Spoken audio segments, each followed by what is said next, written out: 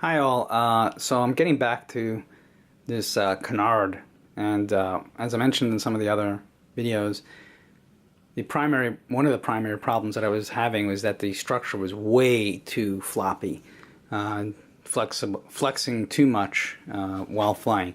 So what I did is I made this kind of bracing structure where all the elements of the bracing are connected to each other. Which was not the case in the past. And I also have the same amount of wood but configured differently. And right now I have only one engine on it, and you can see the takeoff I did in one of the videos I posted with this guy. And I also have basically landing skids, which I'll turn over the airplane and show them to you in a second. The point is that when landing this guy, I need to land it in such a way that it doesn't get damaged. So I had to put some kind of landing skids that also act as vertical stabilizers. And now I'm ready to, now that I know this is quite a huge improvement in the stiffness of the airframe. It doesn't flex nearly as much. And when I get the flight video showing the loop and the landing and so on up there, it's very difficult to get that lengthy high volume video.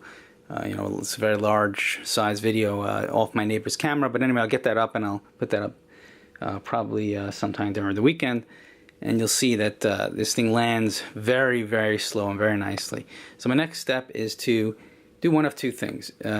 Remember, what I would like to experiment with is vector thrust on the takeoff. So I tried just letting this slide along the ground with this one engine,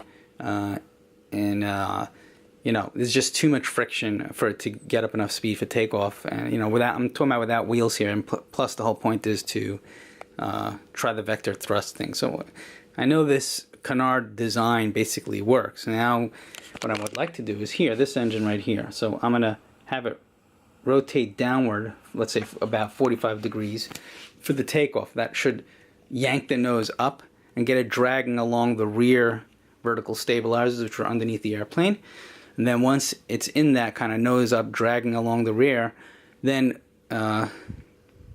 maybe it'll get a little a foot or two of altitude, or maybe it won't, and then I'll just snap using a 2-position for the thrust angle, snap it back to fully forward thrust angle, and then I should just yank right off the ground. That's going to be my first experiment. Then, after I'm done with that, I'm going to put another engine right here. Basically, this is a pusher engine, and I have a puller engine over here. And this works out a lot better than in terms of just preventing, bending of the structure. So now, because both of these are in the center, instead of it where I had them before, I had one here and one here, let's say. So they were tending to put a lot of bending upward moment relative to the center line of the aircraft. And so this way, it's a push-pull, and the vector thrust will definitely be on the forward engine, and maybe even also on the rear engine. So I'm making little baby steps with each one of these experiments that I'm doing, and that's the idea here, to try to test out one aspect of at a time. With the first airplane that I showed with the twin engines sticking up at approximately this position, one here and one here sticking up at a 45-degree angle, I just jumped right into it, and it worked great for the takeoff. It was just kind of harder to control once you get it up there, as I stated. And also for the landing, it was just there was no real way to protect the bottom of the airplane on the landing. And I just didn't like that. It was, just slamming, because it's a very heavy airplane, slamming into the elevons or into the canard. Even though I was flying relatively slow, your vertical component, my forward speed was kind of slow, but if you didn't have the precise throttle management, you couldn't kind of just drop it in for a landing. I don't know if any of you guys fly real airplanes, but when you drop a real airplane in for landing, even just a couple of feet above the runway, you feel your whole back, gets slammed into your seat. And that was what was kind of happening with that twin engine if I didn't have precise throttle management.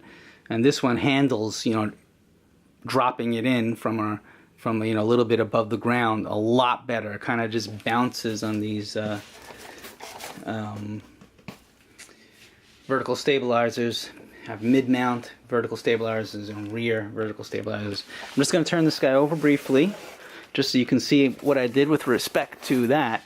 So now we're looking at the bottom of the airplane, and as you can see, I put on these vertical stabilizers, and of course it's set up in such a way that more of the area is towards the rear, so it weather vanes into a turn. And you know, of course, his battery mounting position, ESC, and engine.